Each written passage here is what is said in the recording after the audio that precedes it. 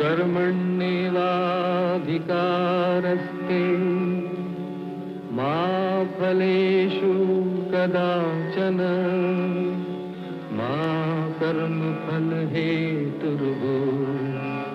मा ते संगोऽस्त्वविकर्मणि।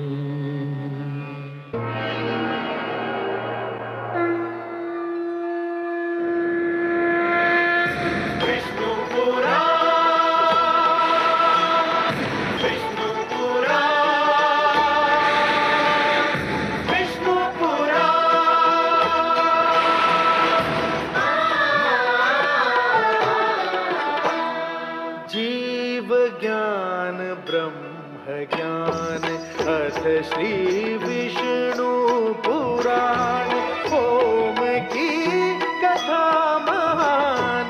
जय श्री विष्णु पुराण विष्णु पुराण विष्णु पुराण विष्णु पुराण। प्रगटे कब तीन लोक पृथ्वी जल वायु गगन ज्योत अगन। इस पुराण में है निहित जप तप और योग ध्यान। विष्णु पुराण विष्णु पुराण विष्णु पुराण।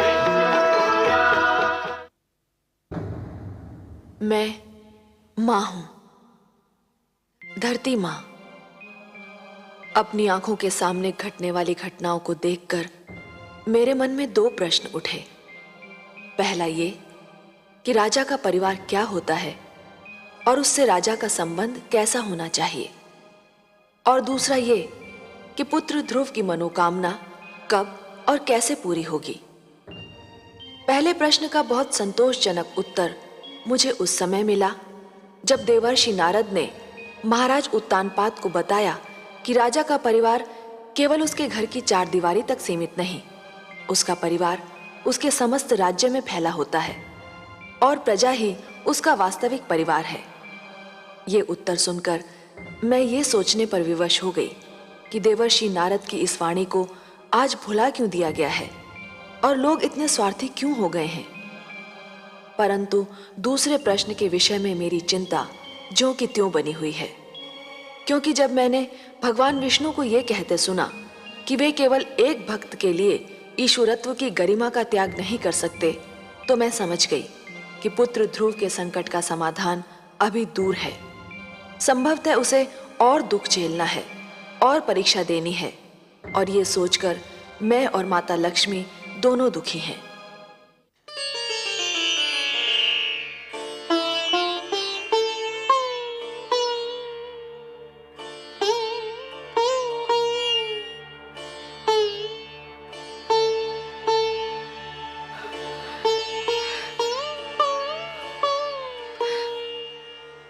हे करुणा सिंधु, हे प्रभु, न जाने क्यों मेरा मन कांप रहा है। कोई डरावना भय मेरे मन को व्याकुल कर रहा है। कहीं मेरे पुत्र के प्राण संकट में तो नहीं। हे दया सागर, इस दुखियारी माता पर दया करो। मेरे पुत्र की रक्षा करो प्रभु, मेरे पुत्र की रक्षा करो प्रभु, मेरे पुत्र की रक्षा करो।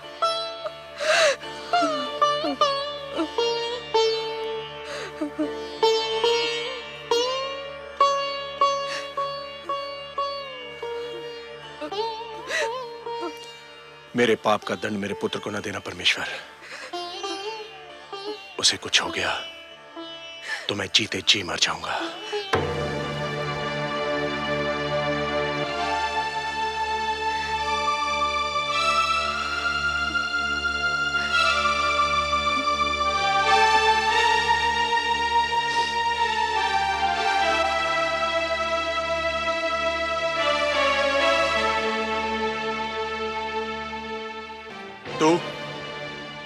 तू क्या करने आई है यहाँ?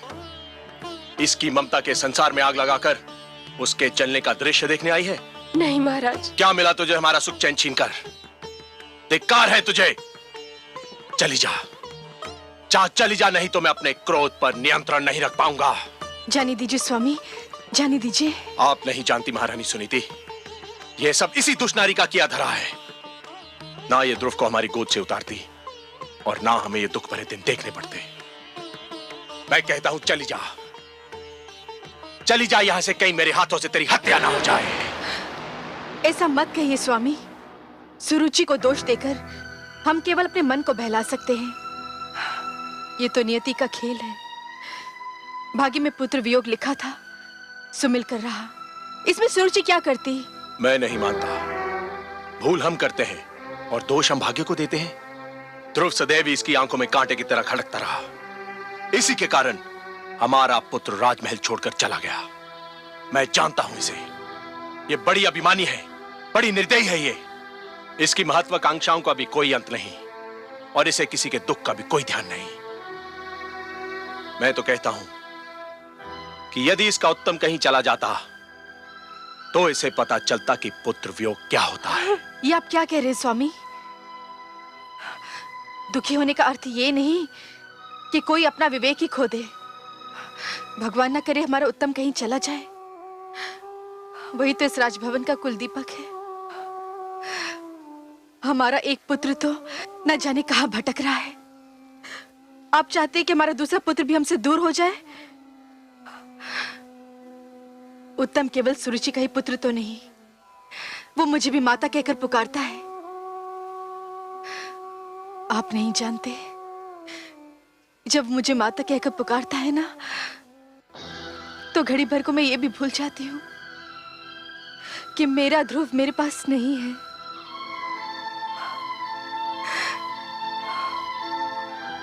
उत्तम के लिए कोई भी शब्द आप अपने मुंह से मत निकालिएगा। सुना तुमने सुरुचि? सुनी तुमने इस दुखियारी मां की बातें? ऐसी होती है ममता, इसे कहते हैं माता। तुमने इसके पुत्र के विरुद्ध क्या कुछ नहीं किया, पर यह तुम्हारे पुत्र के विरुद्ध कुछ भी बुरा सुनने को तैयार नहीं है। तुम इसे दुख देकर कितनी प्रसन्न थी, और ये तो इस विचार से दुखी है कि कहीं तुम्हें कोई दुख ना पहुंचे। कितनी महान है ये, और तुम कितनी छोटी हो तुम। धिक्कार है तुम्हें सुरुचि, धिक्कार है तुम्हें। अग्निदेव, अग्निदेव, कहां हैं आप? अग्निदेव, अग्निदेव, शीघ्र आइए। मेरी योग्य सेवा देवेंद्र। रक्षिता का अभियान विफल हो गया। उस ढीठ बालक ध्रुव ने मंत्र का जाप नहीं बंद किया। उसकी तपस्या में कोई विघ्न नहीं आया। तो फिर अब आप क्या चाहते हैं देवराज? अब आप उस बालक के चारों ओर अग्नि का ऐसा घेरा डाल दीजिए कि वो भयभीत होकर मंत्र ही भूल जाए। जैसे भी हो उसे रोकिए। उसकी तपस्या भंग होनी चाहिए। आप निश्चिंत रहें देवराज।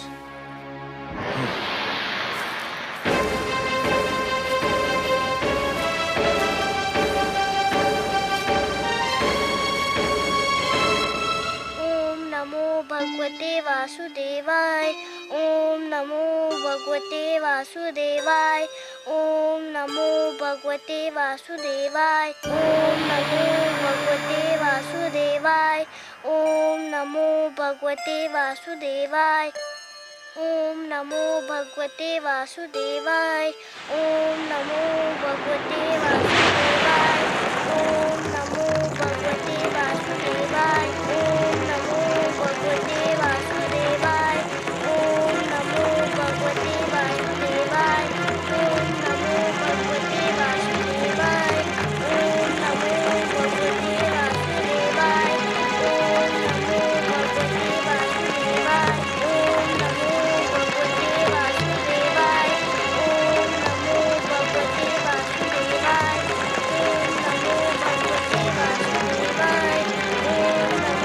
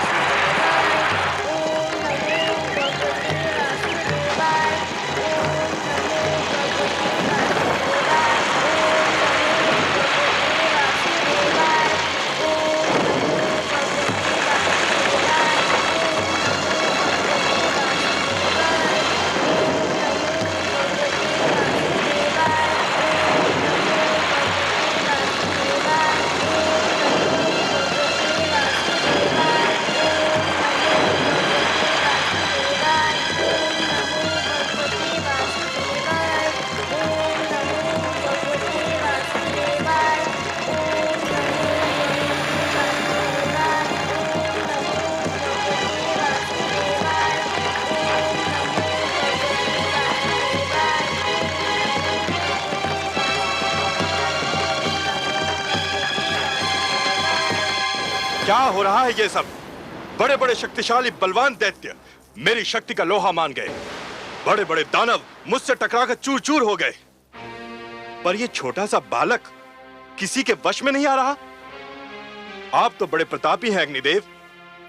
आप भी उस नन्हे बालक से हार कर चले आए। क्षमा करें देवराज, परंतु वह नन्हा सा बालक भगवान विष्णु के द्वादशाक्षर मंत्र का जाप कर रहा है। जाप कर रहा है तो क्या?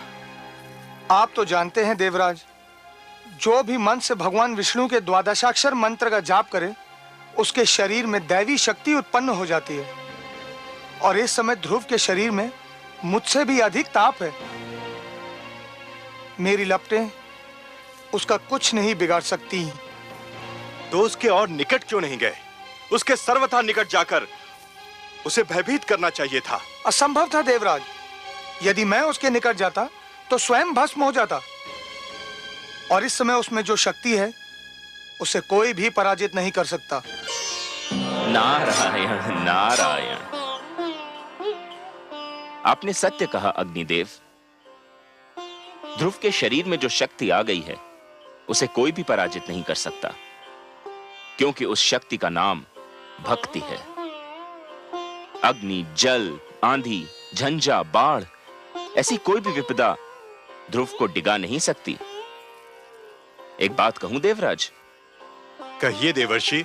बात क्या, एक छोटा सा परामर्श है आपके लिए। तो प्रदान कीजिए। अग्निदेव, ध्रुव के पास जो ज्वाला चक्र छोड़ आए हैं वह ध्रुव का तो कुछ नहीं बिगाड़ सकता। हां, वन के निर्दोष पशुओं को अवश्य क्षति पहुंचा सकता है। इसलिए यदि आप उचित समझें तो अपने इस क्रोध की अग्नि को शांत कर लें। आप ठीक कह रहे हैं देवर्षि। अग्निदेव, हमारी चिंता का विषय तो वह बालक ध्रुव है, जंगल के वे निर्दोष प्राणी नहीं। कृपया आप शीघ्र जाइए और जंगल में लगी ज्वाला को शांत कर दीजिए। जो आज्ञा देवराज।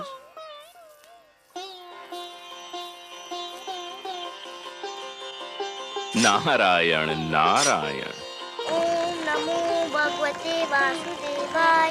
ओम नमो भगवते वासुदेवाय। ओम नमो भगवते वासुदेवाय। ओम नमो भगवते वासुदेवाय। ओम नमो भगवते वासुदेवाय। ओम नमो भगवते वासुदेवाय।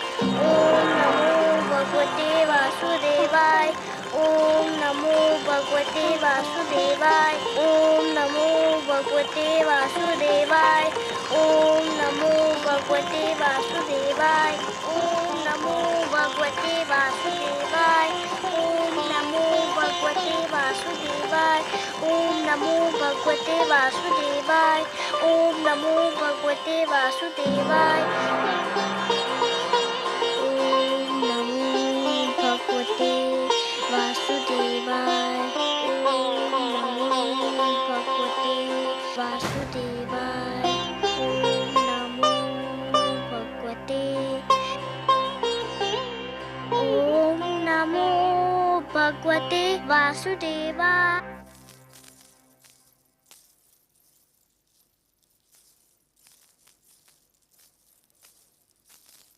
प्रणाम राजगुरु।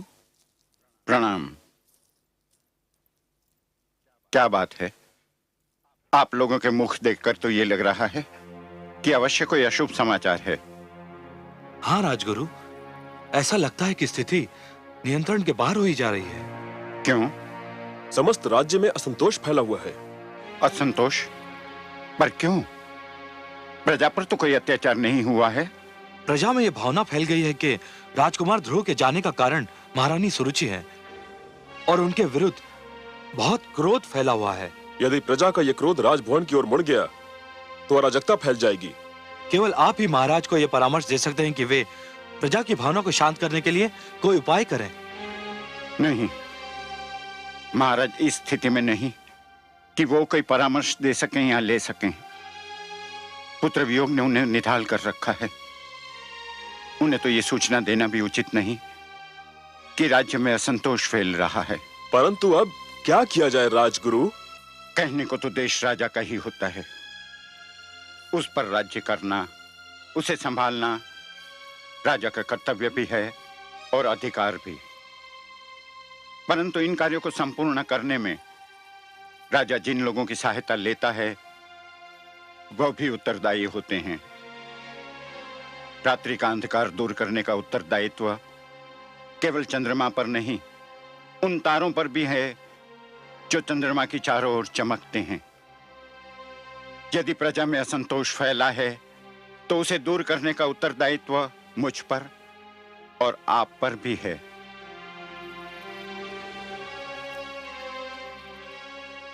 अब प्रजा को समझाइए कि राजकुमार ध्रुव जिस अभियान पर निकले हैं, भगवान से विनती करे कि वो अभियान पूरा हो। ध्रुव का अभियान पूरा हो गया तो सब कुछ अपने आप ठीक हो जाएगा। जाइए और प्रजा को समझाइए कि राजभवन में बिखरे दुख को अपनी भावनाओं से और बढ़ावा न दे और ध्रुव की रक्षा और इच्छा पूर्ति की प्रार्थना करे। जो आज्ञा राजगुरु।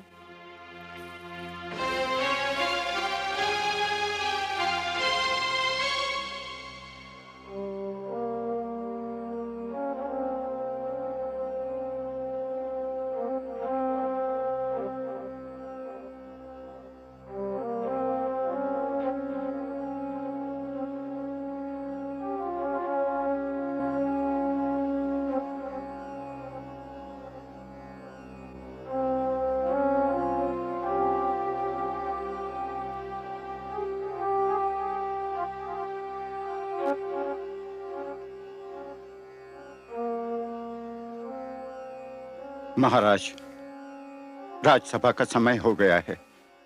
आप यहाँ क्या कर रहे हैं?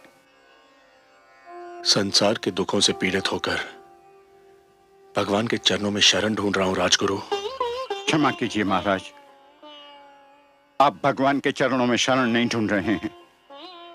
आप तो जीवन के कड़वे सत्य से घबराकर पलायन का मार्ग खोज रहे हैं, वास्तविकता से दूर भाग रहे हैं। ये सच है राजगुरु, परंतु जिस जुआरे ने एक ही दांव में अपना सब कुछ हार दिया हो, वो और कर भी क्या सकता है? जीवन युद्ध कीड़ा नहीं है महाराज। ईश्वर ने मानव को जीवन कर्म क्षेत्र के रूप में दिया है। आप इसे कर्म भूमि से पलायन की शरण स्थली बना रहे हैं। मैं हार चुका हूं राजगुरु, मैं हार चुका हूं। मैं इस कर्म क्षेत्र में जीवन का एक महायुद्ध हार चुका हूं। महाराज, किसी राजा का युद्ध हार जाना बड़ी बात नहीं है,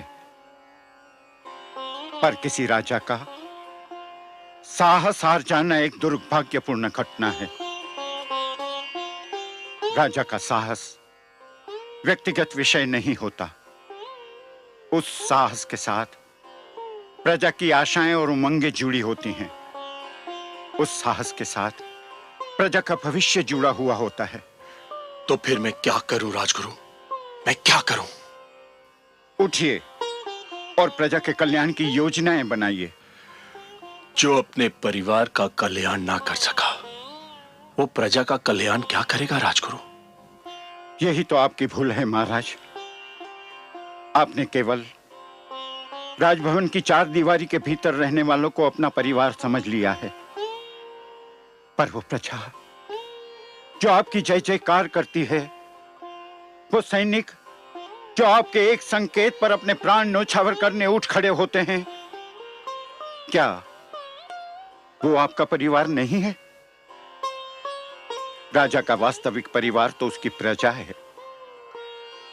प्रजा के दुख पर दृष्टि डालिए, आप अपने दुख भूल जाएंगे। यदि कोई वृक्ष फल न दे सके तो उसकी महत्ता में कुछ कमी आ सकती है, पर यदि कोई वृक्ष छांव ही न दे सके तो उस वृक्ष का महत्व ही नहीं रहता। राजा वो वृक्ष होता है जिसके तले प्रजा को सुख और न्याय की छांव मिलती है। अपनी प्रजा को इस छांव से वंचित न कीजिए महाराज। उठिए, अपना उत्तरदायित्व निभाने की सोचिए। मैं प्रयत्न करूंगा राजगुरु, मैं प्रयत्न करूंगा। प्रयत्न नहीं महाराज, साहस कीजिए। महाराज, यदि आपको मेरा परामर्श स्वीकार नहीं है, यदि आपको मेरी बातों पर विश्वास नहीं है, तो मुझे कहने दीजिए कि मैं आपके और राज्यसभा के योग्य नहीं हूं। यहां मेरे लिए कोई स्थान नहीं है। ठहरिए राजगुरु, ठहरिए।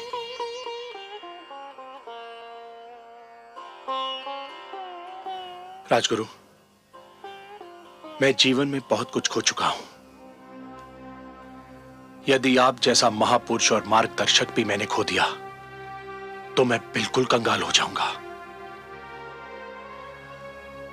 आपने मुझे सत्य का मार्ग दिखा दिया है, मैं आपका आभारी हूं। नमो भगवते वासुदेवाय। ओम नमो भगवते वासुदेवाय। ओम नमो भगवते वासुदेवाय। ओम नमो भगवते वासुदेवाय। ओम नमो भगवते वासुदेवाय।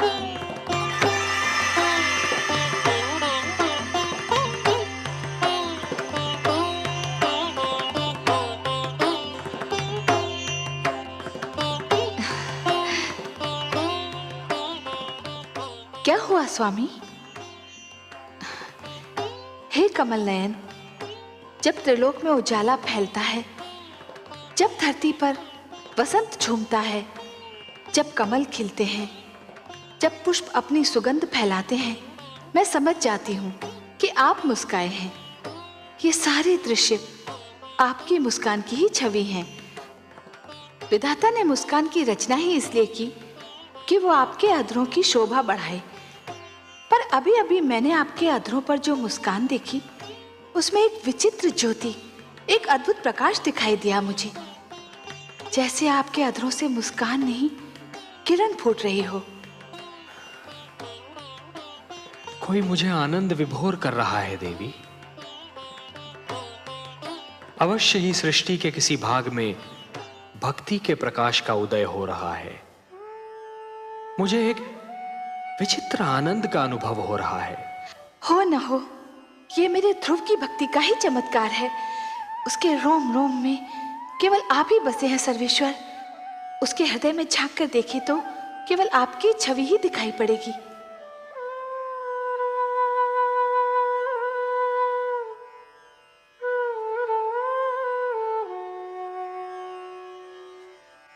ओम नमो भगवते वासुदेवाय। ओम नमो भगवते वासुदेवाय। ओम नमो भगवते वासुदेवाय। ओम नमो भगवते वासुदेवाय। ओम नमो भगवते वासुदेवाय। ओम नमो भगवते वासुदेवाय। ओम नमो भगवते वासुदेवाय। ओम नमो भगवते वासुदेवाय। ओम नमो भगवते वासुदेवाय। गुरुदेव, गुरुदेव, आप कहाँ हैं? नारायण नारायण। क्या है वत्स? मैं यही हूँ तुम्हारे निकट।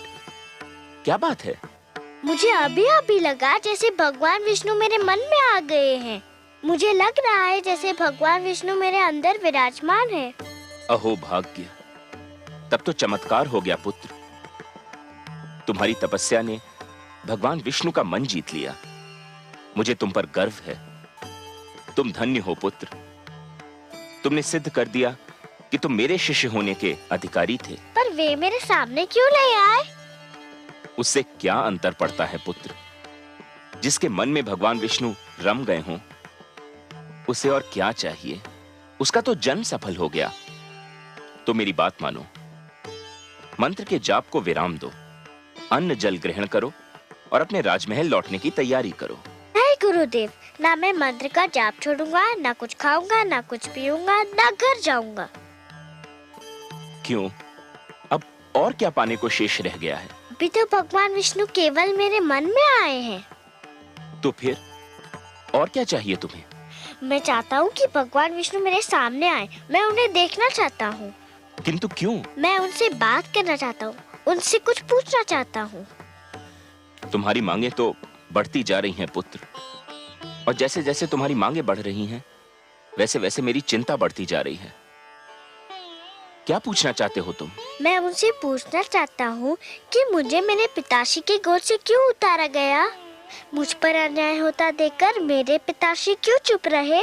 संसार में ऐसा अन्याय क्यों होता है? इसलिए भगवान को मेरे सामने आना ही होगा, नहीं तो मैं यूं ही भूखा प्यासा रहूंगा। सुनो पुत्र, तुम भाग्यशाली हो कि तुम्हें इतना कुछ मिल गया। भगवान विष्णु को प्रसन्न करके उनका मन जीतने वाले तुम पहले सबसे छोटी आयु के बालक हो। अब और हठ न करो। भगवान विष्णु तुम्हारे मन में रम गए हैं तो समझो तुमको मिल ही गए। नहीं गुरुदेव, मैं उनको अपने सामने लाकर ही रहूंगा। उसके लिए जो करना पड़ेगा पुत्र, वो तुमसे नहीं होगा। आप बताइए तो सही, मैं अपने भगवान को देखने के लिए कुछ भी कर सकता हूँ। परंतु उससे तुम्हारे प्राणों पर भी संकट आ सकता है पुत्र। मुझे अपने प्राणों की चिंता नहीं है, मुझे तो बस भगवान विष्णु को देखना है। आप बताइए मुझे क्या करना होगा? नारायण नारायण, न जाने कैसे हठी बालक से पाला पड़ा है। अब इसके बाल हट का मैं क्या करूं? मुझे बताइए ना मुझे क्या करना है। नहीं पुत्र, तुम नहीं कर पाओगे, बहुत कठिन कार्य है। मैं कर लूंगा, आप बताइए तो सही। अच्छा तो सुनो, यदि तुम अपनी इच्छा की पूर्ति चाहते हो तो तुम्हें अपनी श्वास को रोकना होगा। कैसे? सुनो पुत्र, एक बार ओम का उच्चारण करके पूरी शक्ति से अपनी श्वास को अंदर खींचकर मन ही मन ओम नमो भगवते वासुदेवाय का तब तक जाप करो जब तक स्वयं भगवान विष्णु तुम्हारे नेत्रों के सम्मुख साक्षात न आ खड़े हों।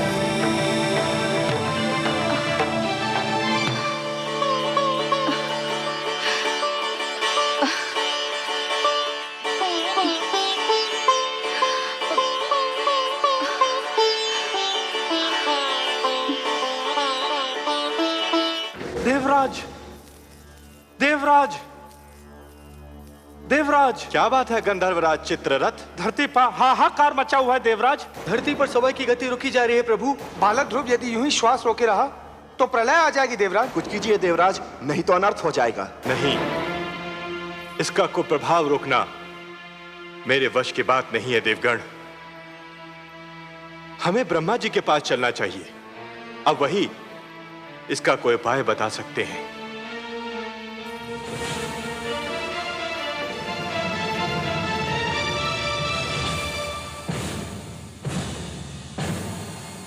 त्राहिमाम, त्राहिमाम, त्राहिमाम, त्राहिमाम, त्राहिमाम, त्राहिमाम।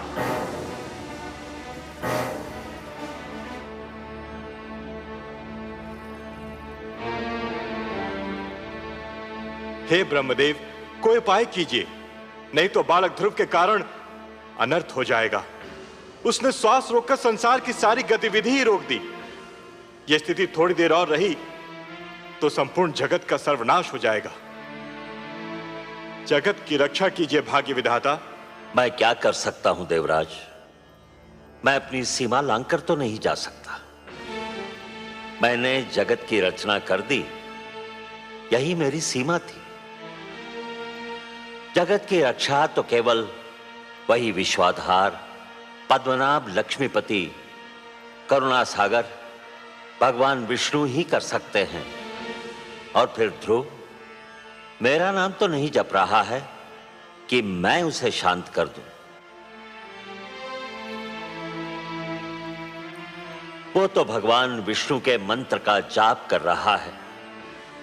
इस समस्या का संबंध उन्हीं से है और समाधान भी केवल वही कर सकते हैं। हमें मिलकर उनकी सेवा में चलना होगा। संसार को इस संकट से वही उबार सकते हैं।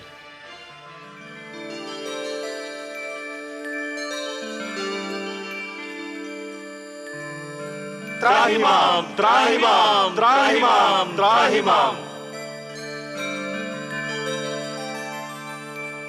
प्रणाम हे नारायण, हे लक्ष्मीपति, हे गोविंद, हे सर्वेश्वर, आपको कोटि कोटि प्रणाम।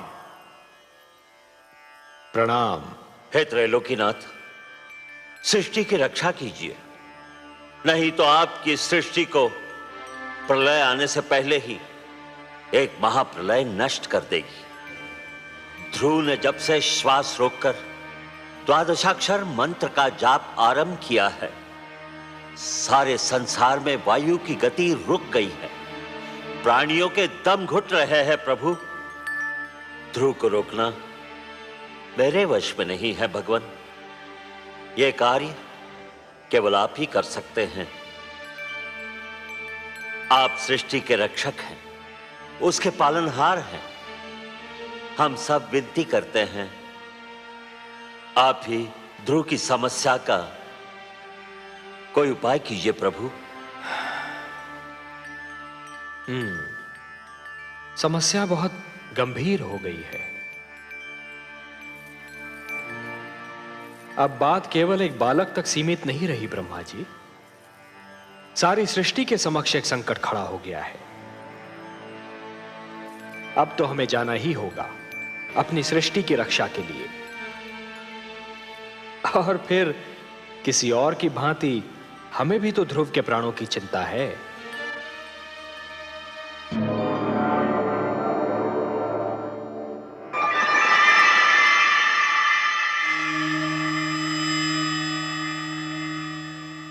वासुदेव, वासुदेव, आप कहाँ चले गए वासुदेव?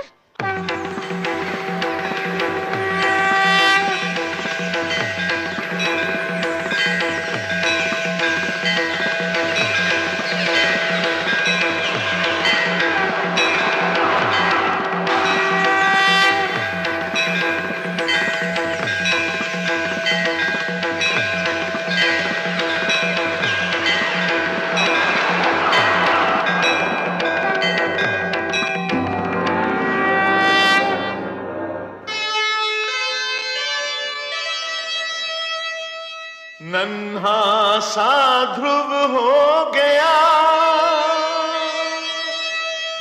ऐसा भक्त महान, शक्ति दिखाई भक्ति ने,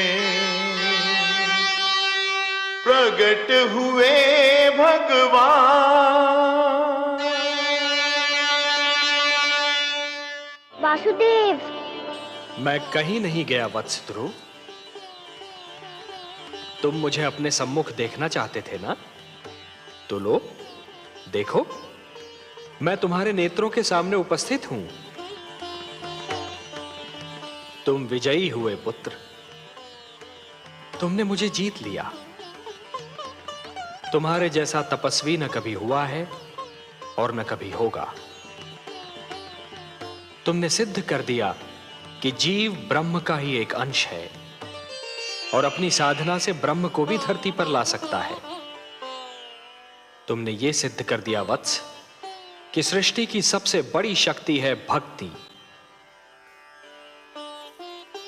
वत्स ध्रुव, अब श्वास लेना आरंभ कर दो पुत्र। अब मैं कहीं नहीं जाऊंगा।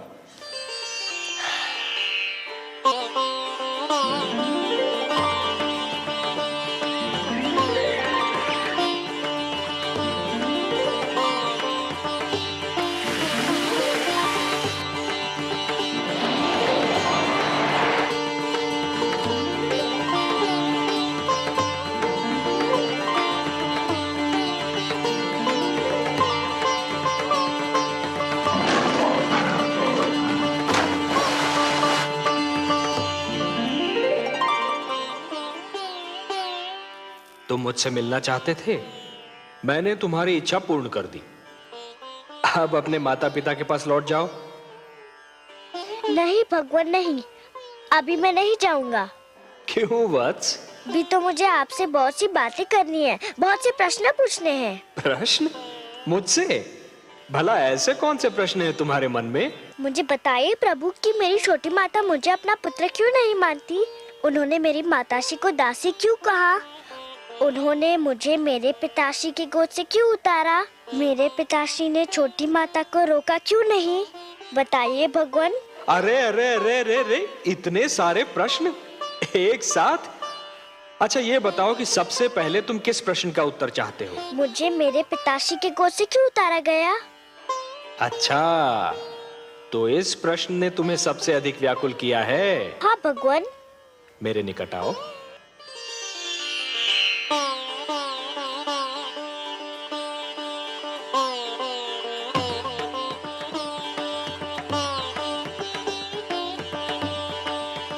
और निकट आओ वत्स। आओ वत्स।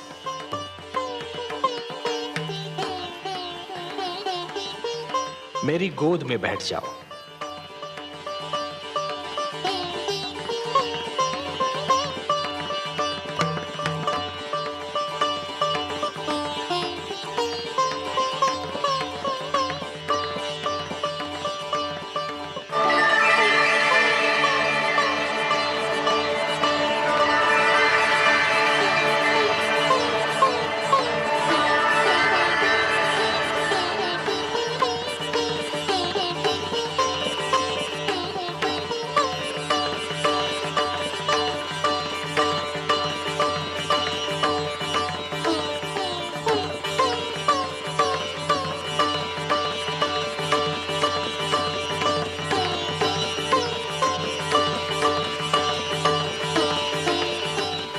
वत्स, अब और प्रश्न पूछने हैं मुझसे? कुछ नहीं पूछना प्रभु, अब कुछ नहीं पूछना। अब तो मुझे हर प्रश्न का उत्तर मिल गया है। मेरे चारों ओर ज्ञान का प्रकाश फैला हुआ है। मैं वहाँ हूँ जहाँ केवल मैं हूँ और आप है। अच्छा वासुदेव। ओम पूर्णमदः पूर्णमिदं पूर्णमुदच्यते पूर्णस्य पूर्णमादाय पूर्णमेवावशिष्यते। अब ना कोई कामना है ना कोई इच्छा। आपकी गोद में आकर लगता है इसके सिवा हर वस्तु तुच्छ है। अब मुझे कुछ भी नहीं चाहिए। मुझे मेरा ठिकाना मिल गया, मेरा घर मिल गया।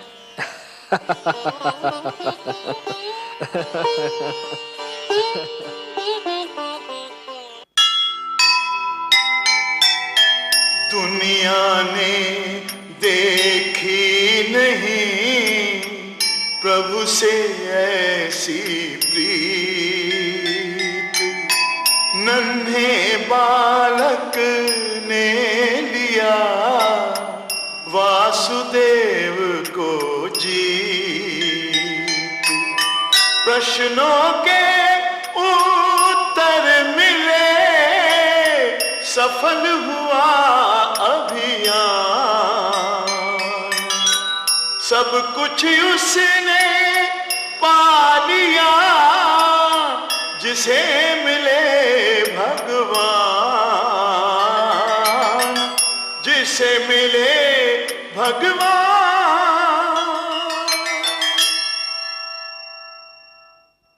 पुराण